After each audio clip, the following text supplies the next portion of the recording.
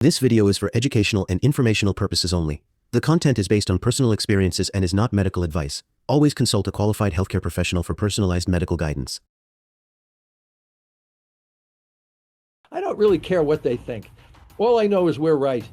We're right on. Once they know that, then you go, oh man, we knew this all along. Yeah, right. Tell me about it. We're the ones doing a lot of the research to show this. We're seeing what other people have seen, but we're interpreting differently. And because we understand evolutionary biology. These guys have no clue about evolutionary biology. There's a veneer here. You got to remove the veneer, and you really find out that what's really happening. Yes, we are correct. There's no question about it. We are the tip of the spear. You want to make difference in cancer? You better listen to what we're saying. Otherwise, we're not going anywhere. If standards of care are killing 50% of the people that are being treated, that ain't working really well either. Metabolic therapy can work well. Can you believe this? 70 people an hour are dying from cancer in this country, and it's a horrific death for the most part, not a pleasant death, and it's sad, and it shouldn't have to be this way. It's called confirmation bias, okay, which means that you go along with the crowd. Ideological, dogmatic ideological dogma.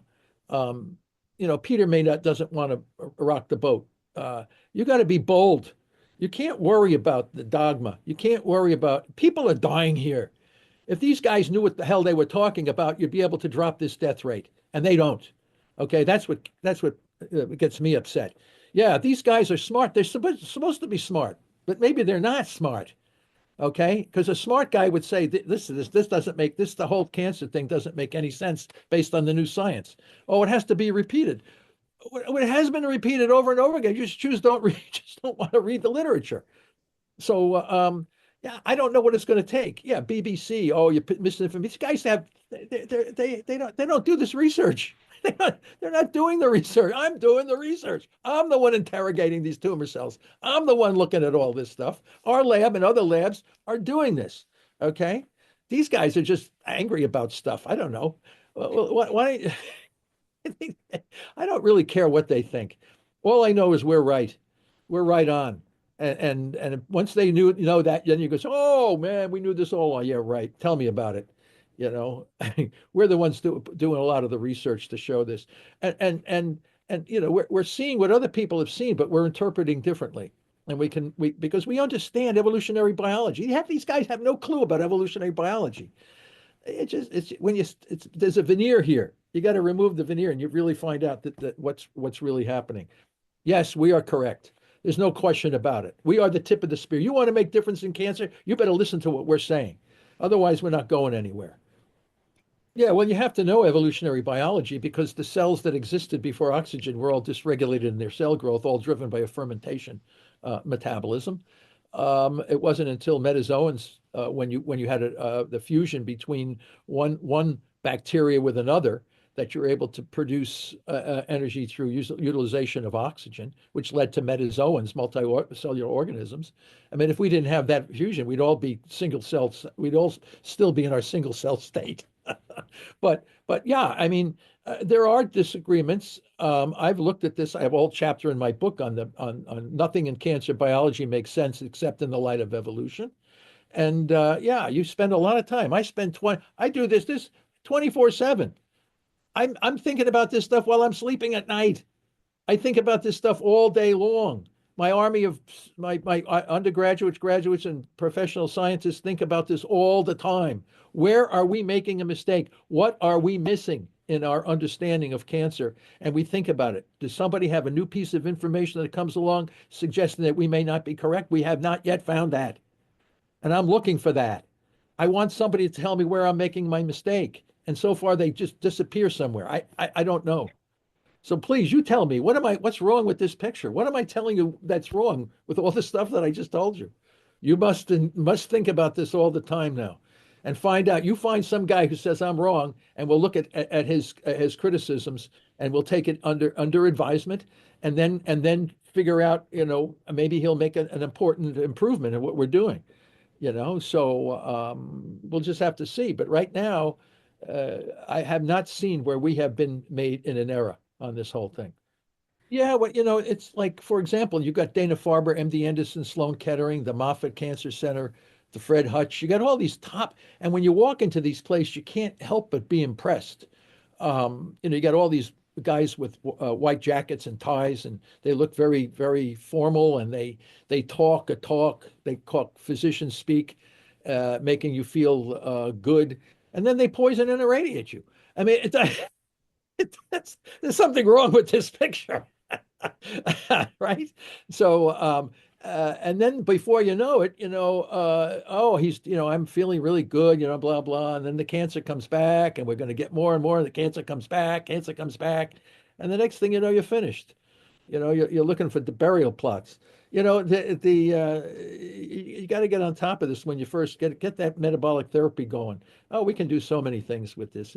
If we all work together with a common goal, we would be able to manage this cancer pretty effectively. Well, that was a treatment protocol that we put together based on our knowledge of the biology and the biochemistry. And my colleague, Dr. Thomas Duryea, first author on the paper, he's an MD, PhD, and he will eventually be the director of these clinical trials. But we had to get the science straight first. And then we have, there's a lot of options. We got to bring the glucose and glutamine down, but then what? How do you do it? And Thomas put a tremendous amount of energy into this, and several other distinguished people who work in nutrition and in the areas, clinics and things. They came on as co-authors. So, it's just, how do we go? And the other problem, of course, right now is you're not allowed to do that. We wrote a protocol that's not permitted according to standard of care. So now we have a problem. We have this beautiful way to treat brain cancer, glioblastoma. And that same strategy can be just tweaked slightly for all the major cancers because it's still a singular disease. What happens in a glioblastoma happens in a liver, colon, breast. They're all fermenting. They're all throwing out glucose and glutamine. It's just in a different organ and a different tissue.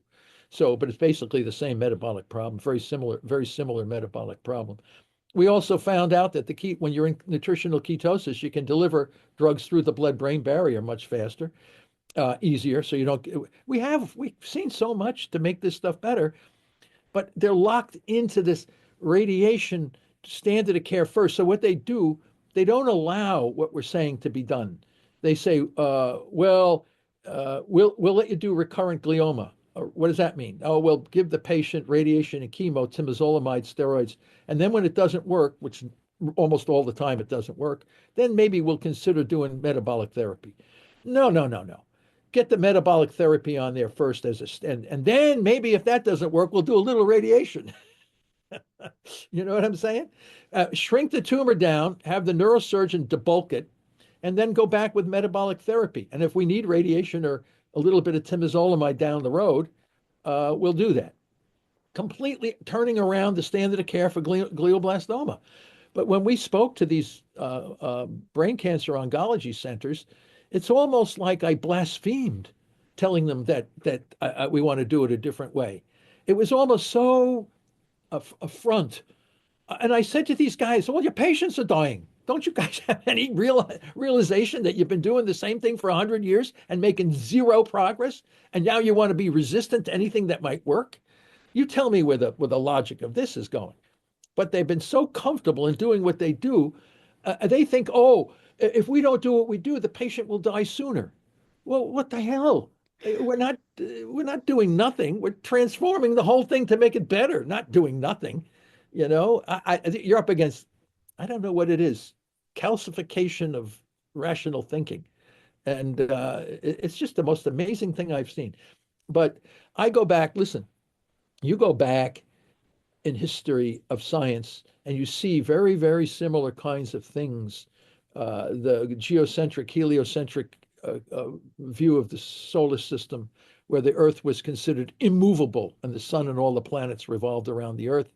And when Copernicus said maybe we should put the sun in the center and have the Earth just be another planet like the others revolving, in his Revolution Obus paper that book that he published, and then followed by Kepler with the ellipticals, and then Galileo with the telescope to look at this. And he was house arrested for things that he said to the Pope. And don't forget, the Catholic Church finally recognized the heliocentric model in the 1800s sometime. So I mean, people adapt very slowly. When it challenges your very thinking about things in a profound way, people don't just readily go, "Wow, this is the greatest thing I've heard. Let's do that." No, no, no. They're going to resist it tooth and nail until it becomes so overwhelmingly obvious that they have to accept it for looking like buffoons. So eventually it'll happen because people in cancer, if you thought that the Earth was the center of the solar system, and the sun goes around the Earth on a daily basis, okay, maybe, but that doesn't lead to 1,700 people a day dying. Your view on that. But when you consider cancer as a genetic disease, that's responsible for 1,700 people a day dying. So people better get their act together and start thinking about this. Otherwise, in fact, why should I worry about it? I know what to do if I got cancer. What the hell should I worry about what everybody else is doing? So, it's just sad. It's sad. Uh, maybe I shouldn't say anything. Maybe I should just retire, go down to Florida, relax, lay on the beach, get a nice sit under a grass hut with a Mai Tai. Why should I worry about all this stuff? Oh yeah, absolutely. In fact, we published that paper in Lancet Oncology in 2010 because I'm a neurochemist. Okay, so I study epilepsy, I study the brain, neural circuitry, and all this kind of stuff. And we have a glutamine glutamate cycle put out. Some of my colleagues, Dr. Mary McKenna and others that have really done a lot of work on this area. We have very tightly linked the glutamine and the glutamate cycle. What happens is, and when we send out a signal in our neuron, we release a small chemical called glutamate.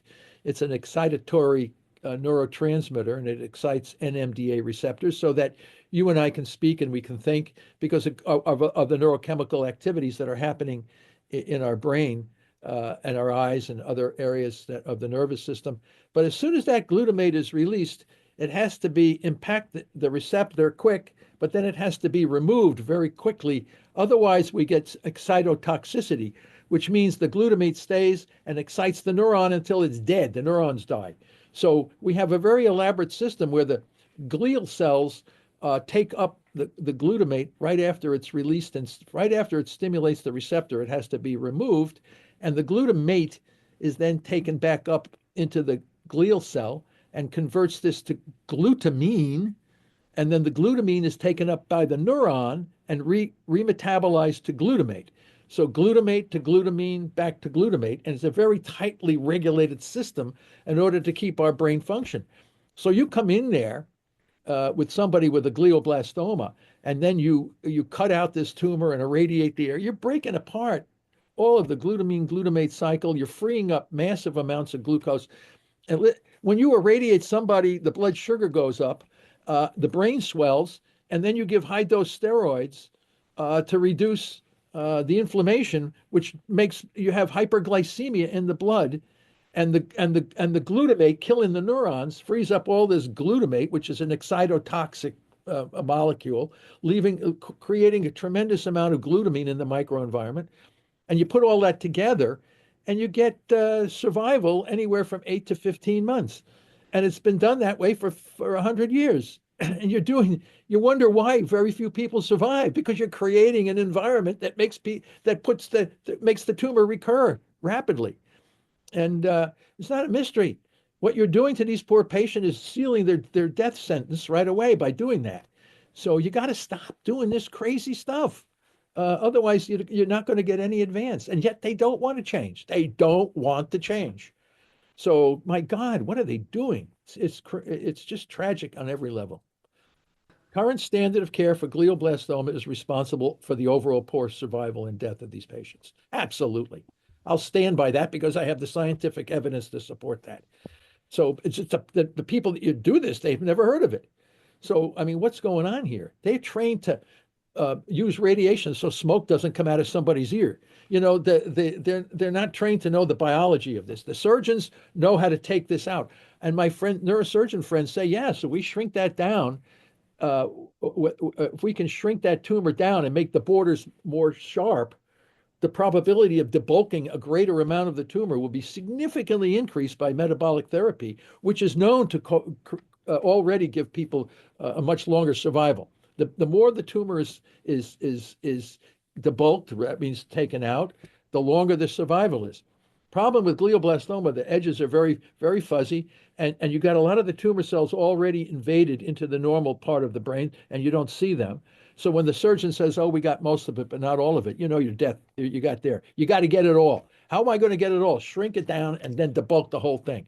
And so if you have a watchful waiting period of 2 weeks sometimes before you debulk it, not always. Sometimes you have to take it out. I know this stuff. You have to take it out, otherwise it could get hemorrhage and patient could die in one day.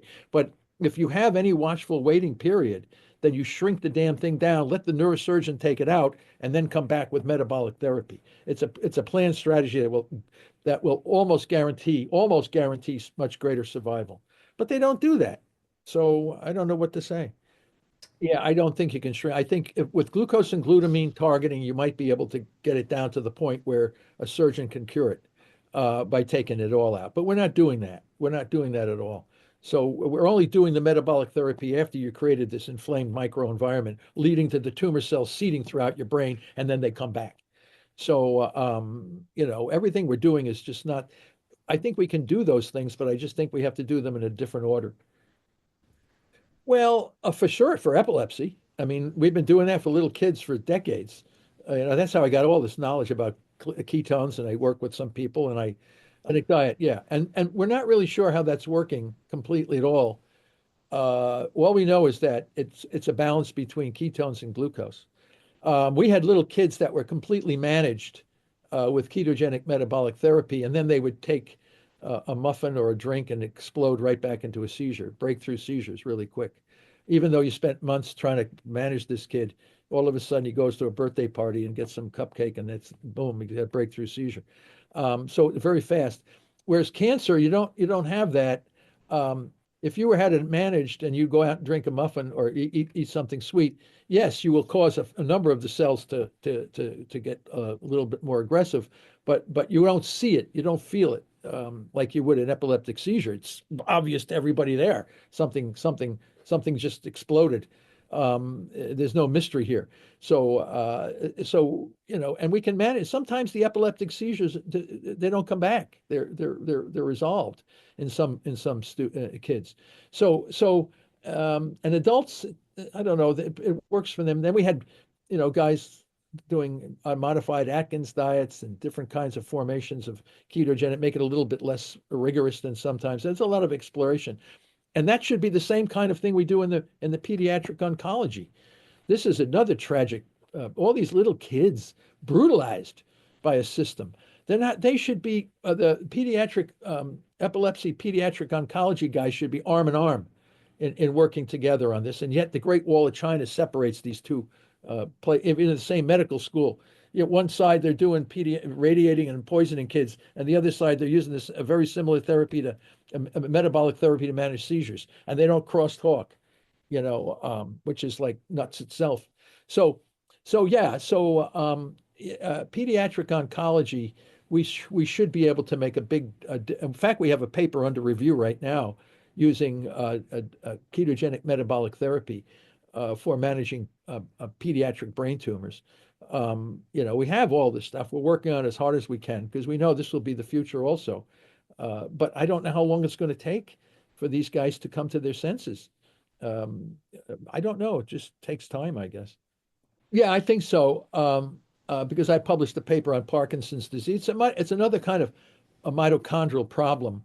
The problem with Parkinson's disease, when the mitochondria become sick, the neurons die, and in the substantia nigra part of the brain, and you get movement disorders and these things. So you're not causing the neurons to. And the other thing too, cancer doesn't happen in neurons; it happens in glial cells.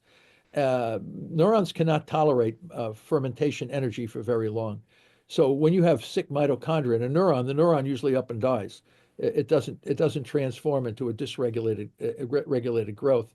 But there's a lot of reactive oxygen species and inflammation in the neurons of Parkinson's disease.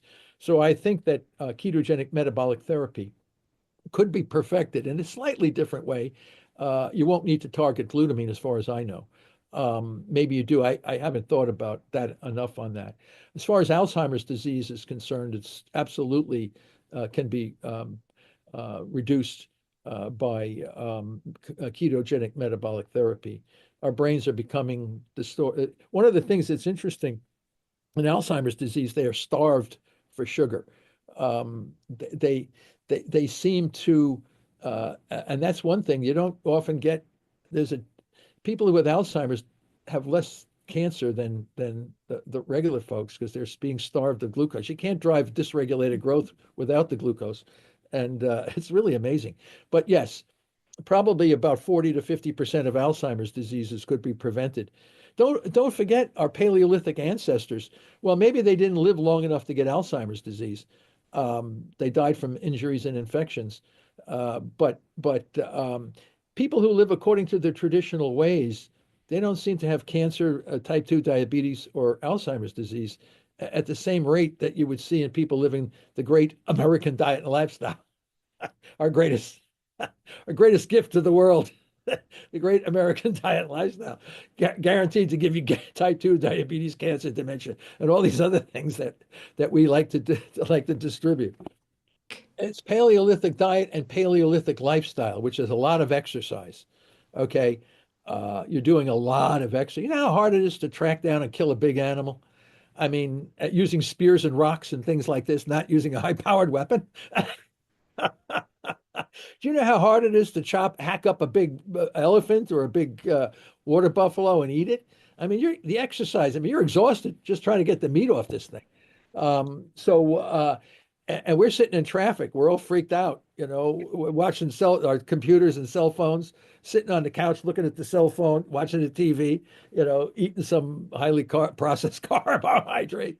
And where did this tumor come from? Oh, how come I can't think straight anymore? Yeah, it's our diet. It's the whole thing. Prevention of cancer and all these, but people don't want to do that. They love the highly processed carbs. They like to sit, they don't like sitting in traffic, but they have angry about things, poor sleep, all these things all come together and bathed in forever chemicals and plastics. You put all that crap together and you get all these health problems associated with it. Well, it's diet, lifestyle, and chemicals in the environment. They eat health. We don't know what they're eating. I don't know. Just they might think they're eating healthy and they're not. Right? I mean, I'm a fit guy. Okay, the morbidly obese guy, he might say, well, I know what he's got. He's got a problem. He's got diabetes, systemic inflammation. He's got all these kinds of things. As a matter of fact, diabetes is replacing smoking as a major health risk factor. But the guy that does, I do exercise all the time. I did this, I did that. Yeah, but maybe you have emotional freak out. I don't know. You might have other things in your system all I know is when those guys get cancer, they're fermenters. The cancers are fermenters. They're using glucose and glutamine. No matter where it comes from, no matter who it is, what age, they're that. So then we have to go into management section rather than prevention. It's very hard to get cancer if your mitochondria remain healthy. That's because it's a mitochondrial metabolic disease. So if you keep your mitochondria healthy, the probability of cancer is extremely low. Yeah, well, a lot of our papers are all open access, the majority of them. They're pretty heavy into the science, but the paper that we just published, Dr. Durye's paper, is kind of a protocol. If you can follow that, then, and it's detailed. There's a lot of supplements people can take that can, maybe push it in the right direction a little bit, facilitate the action of glucose and glutamine. So that paper is open access too, and Biomed Central Medicine, BMC Medicine, big journal, which is very detailed. Thomas put a huge amount of work into this, all the detailed things. But again, people can read it, look at it. Our Press Pulse paper is the conceptual. That's the framework upon which Thomas's paper was based. It's open access, so anybody can. And they just, problem is they keep bombarding me with all these questions that are all answered in the papers. They don't read the papers, and then they ask me all these things that are already answered in the papers. So I want somebody to read the papers carefully, and if it's not clear, I'll be happy to answer a question. But please read the papers before bombarding me with all the things that are already put out in the paper. Yeah, and people have to realize that our research is supported predominantly by private foundations and philanthropy, and that keeps us going. And there are people, when people donate money to me through the university or through Travis Christofferson's foundation, we acknowledge them in the scientific papers that we publish. So, there are people out there that says, I want to be part of the movement. I want to know that I participated. And what I do is I acknowledge them in the back. Look at the papers that we publish, and you'll see the acknowledgement section. And you say, who are all these people? Well, those are the people that are giving us the money to do the research that we're doing. And people say, whoa, I feel really good about that. And they go ahead and give us money. And then when we publish the paper, we acknowledge them. You'll see these names. So that's how we move forward. We're keeping, as long as people continue to support our research, we're not going anywhere. We're still pushing forward. We'll push and push and push until the funds dry up. And hopefully they don't dry up. Well, as I said, Travis Christofferson's Foundation of Cancer Metabolic Therapies, it's a 503 foundation. They make donations to his foundation. And then through Boston College, I have on the biology department, there's a little button to say donate. And you go through a few steps, and people make donations directly to me through the university. So those are our two primary sources. And then we have some small foundations, of course, that are interested in like a breast cancer or colon cancer. And we support preclinical research. The preclinical research is then the foundation upon which we do the clinical work. So my friends that do clinical work will start adapting our findings from the preclinical studies into the clinic. We're one of the few groups that really does have bench to bedside. We fire this stuff out really fast into the clinics that are able to do and modify some of these things. Well, right now, we have shown in glioblastoma in preclinical with a human cell line and 2 mouse cell lines that mitochondrial substrate level phosphorylation is a major driver of this. We like to establish that for all the major cancers. We want to see if there's any cancer that we can find that doesn't follow this common pathophysiological problem. That would be an eye opener for us, because then we would have to modify that. But it takes a lot of time to work these things out. So, and the other thing we're working on in vivo, which is in the preclinical, what are the really unique drug diet combos that would work the best? In other words, get the greatest amount of therapeutic benefit with the minimal or absence of any toxicity. So again, this is the new world. The new world is drug diet combinations, diet drug combinations that work synergistically together. So the drugs work better under a particular dietary setup. And that's what we're working on too. So again, all of this stuff is the beginning, but it will all be perfected in the end. Super efficiency in the metabolic centers, and this is the future. It's just that it's so new and not recognized by the majority of people, but it's coming. I think we covered a lot of the bases here. We talk in my lab. What I've discussed with you is what we talk about every day for hours, and then do research and talk about it more and talk about it more and do more research. So what I'm doing to you is nothing more different than what I do next door to my colleagues, because they're always asking about, of course, we go into a lot more detail, the scientific concepts and experiments, design, and this kind of stuff. But the overall discussions of the frameworks and things is no different than what you and I have just discussed. All right. Thank you very much. A real pleasure.